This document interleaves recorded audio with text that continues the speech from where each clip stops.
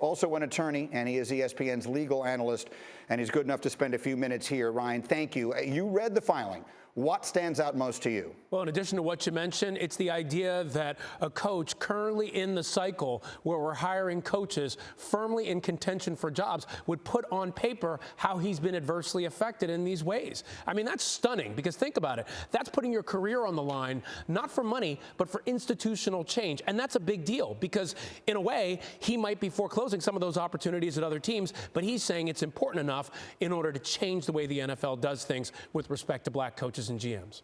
And so, again, we'll have Brian here in an hour, and we'll get more, as much more as we can. But generally speaking, what would you expect to happen from here? Well, I think the first thing he's trying to do is get the courts to certify this as a class action. So that's the first step. And then you want to bring in other people to join that class action. And according to the filing, Brian Flores thinks that might include somewhere up to 40 or so head coaches, GM candidates, things like that, people who have been in that process. But then after that, if this goes forward, you'd be talking about discovery, things like that. It could be an uphill battle, because in some ways courts don't want to get involved in these kinds of business relationships, and then in other ways he's going to have to show evidence that there was disparate treatment that affected his employment. But as you know, Greeny, a lot of the hirings and firings and what happens with coaches can be subjective. Just because a team's doing well doesn't mean an ownership group doesn't want to move on from that coach. So that might be tough in terms of presenting evidence. But at the end of the day, this might be something where Brian Flores is hoping to get the NFL at the table and try to work out some sort of settlement to change the way things are done, to change the Rooney Rule and other things to make sure black coaches and GMs get a real shot. I'll get to the Rooney Rule in a second, but you just made me think of something. I'm sure a lot of fans are wondering this. Brian Flores is still a candidate, from what we understand, for 2 head coaching jobs. Should he be hired for one of those, and they are the Saints and the Texans, how, if at all, would that impact the lawsuit? What's interesting is he could keep the lawsuit going. Now, you might say, how would that even work? The idea is it's a separate issue in a way. You're hired by the team, and the team knows that this is going on, even though you're essentially suing that team. They're saying, okay, you've decided to make this stand. We believe, maybe with you, that changes should happen. So we're bringing you on because we think you're a great coach. It doesn't necessarily stop him from continuing the suit. Now, I'm not talking about a situation where they decide to settle all the sides involved. But just because he's hired by a team doesn't mean he doesn't continue that lawsuit, because the point, at least according to this lawsuit, is institutional change, changing the way the business is done. And that is not mutually exclusive from being a head coach in the NFL.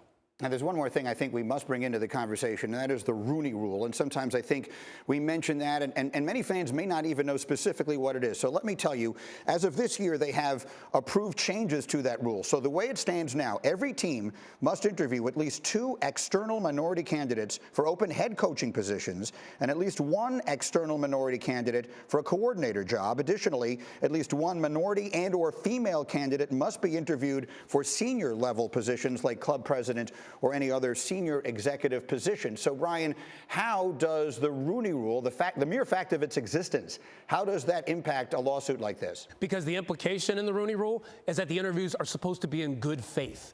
The bottom line here is it's not just about bringing in coaches or potential coaches to interview. You talk to them, but you had no intention of hiring them. The idea behind the Rooney Rule when it was set up was this idea of, hey, we want to bring people in to teach them about the process, candidates of color, to give them a sense of what it's like so that maybe in the future they can get head coaching jobs. And not only that, the other idea was you bring people in that you wouldn't normally bring in because they might not look like you, but then in talking to them and learning more about them, you say, you know what, we were going to hire this guy, but now why don't we hire this coaching candidate of color?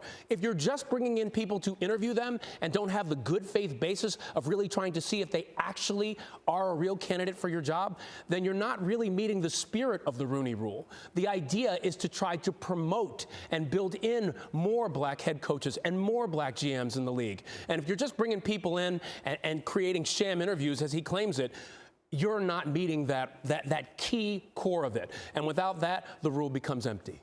I think that's really well explained. Ryan, thank you so much for doing this. I know you have a busy morning as well. We appreciate you jumping in here. The NFL did release a statement last night in which they say the NFL and our clubs are deeply committed to ensuring equitable employment practices and continue to make progress in providing equitable opportunities throughout our organizations. Diversity is core to everything we do, and there are few issues on which our clubs and our internal leadership team spend more time. We will defend against these claims, which are without merit.